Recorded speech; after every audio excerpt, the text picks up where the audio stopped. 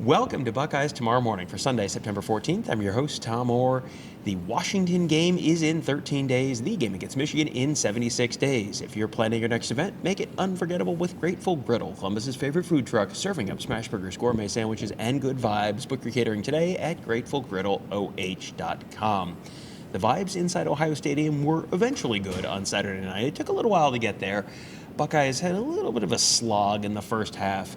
It was only 13-3 at halftime, and then it was 13-9 not long after halftime, and then they pulled away, 24 unanswered to end the game.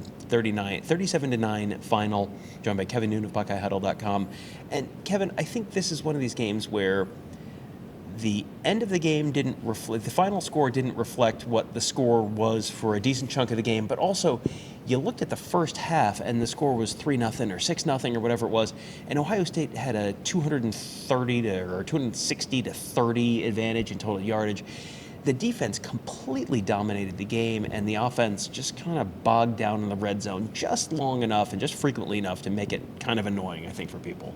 I've said it once and I'll say it again. Nothing good happens after 3:30 p.m. More conservative than Gin Fressel. You heard it here first. It was a weird game. Mm-hmm. It was a weird game. Ohio State, from the 5 to the 5 was great moving the ball, but couldn't do anything inside the 5. We're gonna run this ball. We'll show you. And at least at first you couldn't run the ball. Bring in Bo Jackson. Ohio State's able to run the ball a little bit better. I'm not calling for a change in the depth chart. I will leave that for all of our viewers because I've heard that at length.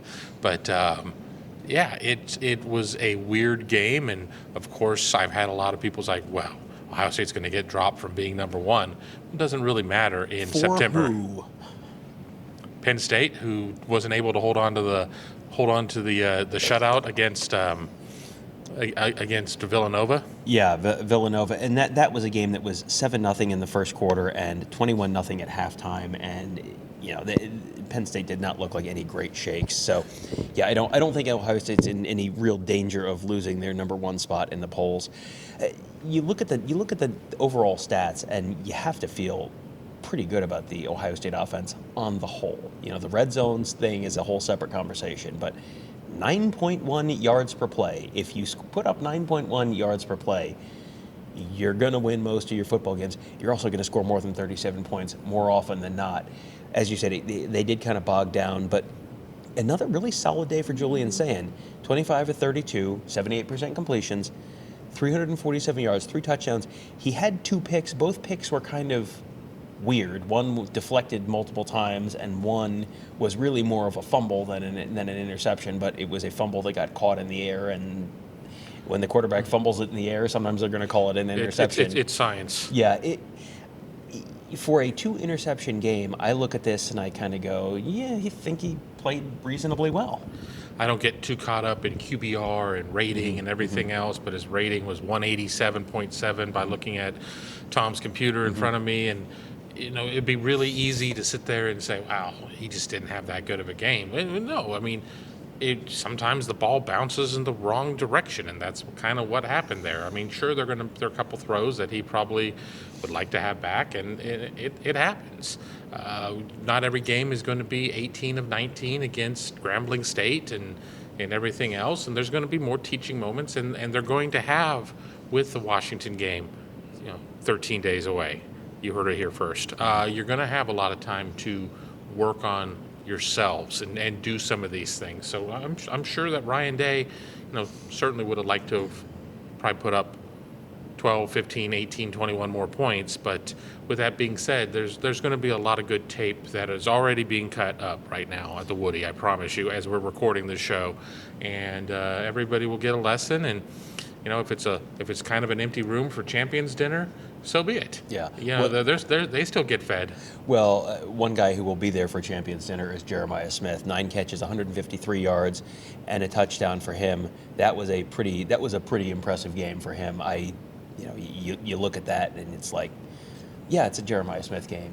Carnell Tate had 100 yards receiving as well. I mean, it was a very solid day for, I think, both of those guys. Yeah, I mean, and shocking. Yeah. Two of the best receivers, the best receiver in college football, and I know Ryan Williams did some things for Alabama today, and then Carnell Tate, who should be a 1 pretty much anywhere that in the nation. I mean, they're just going to make plays, and even with that, there were probably a couple of things that they would like to have back. So again, nothing good happens after 3:30. So you can take your night games and you can file them away. Bo Jackson, you mentioned Bo Jackson earlier, over 100 yards again for the second week in a row on less than 10 carries. Had a 64-yarder, which kind of skews the numbers a little bit, but still counts. They had 9 carries, and 7 carries for the 3 running backs. You get the sense that, I know everyone wants Bo Jackson to get 30 carries because then he'll have 300 yards. It's like, that's not exactly how it works. It's science. But with 3 running backs, you saw what a 2 running back rotation does for them last year. It feels like you probably kind of have a little bit of, you're seeing roles developing. C.J. Donaldson is going to be maybe your short yardage back, maybe your goal line back. Bo Jackson is going to be, and James Peoples maybe a little more kind of the middle of the field and running, but also can swing the ball out to him in the passing game. There is some real talent in that running back room, and you want a pair and a spare. It feels like they've got a pair and another thing to go with their pair where it's not just a spare. We didn't really get to see Isaiah West tonight. Turbo Rogers is still not dressed. I mean, he's still dealing with some things, but the room is super talented, and I'll leave it for all of our fan experts to kind of go through what this guy does right and what that guy does right and everything else. But there's a lot of good feelings about Bo Jackson. We almost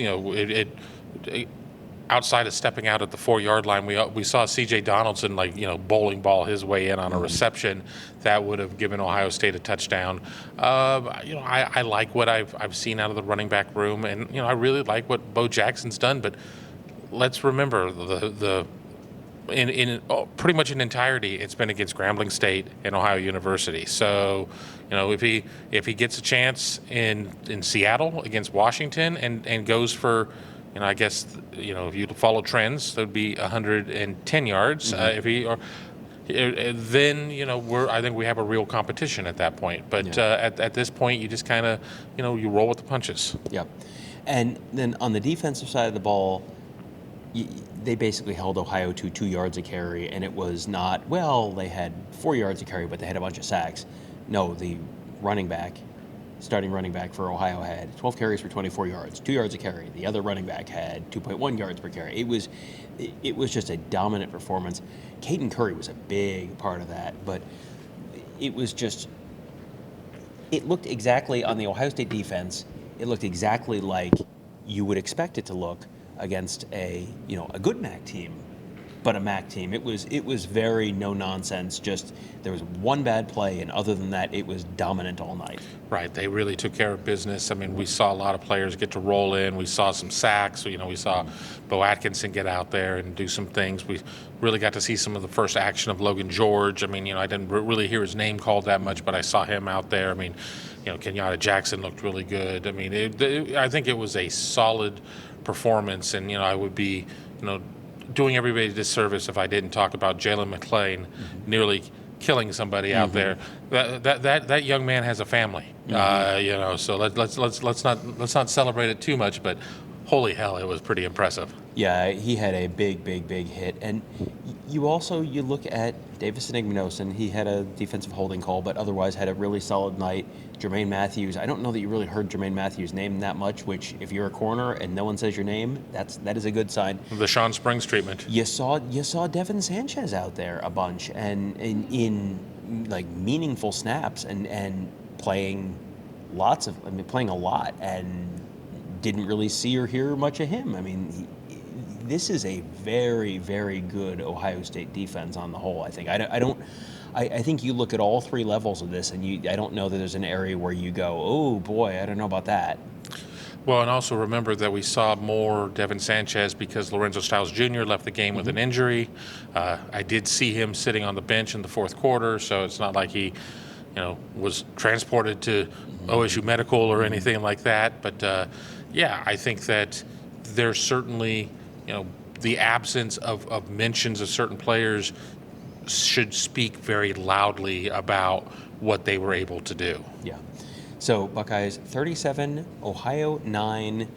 Buckeyes wrap up non-conference schedule 3-0. Now they've got a week off, and then they travel across country to Seattle to face the Washington Huskies. That will almost certainly, I don't think it's officially official yet. That'll be officially official, I think, on Monday. But the Buckeyes will almost certainly be the 3:30 game on Sunday, September 27th. We'll be out there to cover that one. But in the meantime, there will be a whole lot to talk about over the next couple weeks at BuckeyeHuddle.com. That's where we've got our whole team of experts covering the team, covering recruiting, covering X's and O's, all that and more, all at BuckeyeHuddle.com.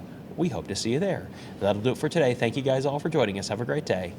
We will talk to you tomorrow.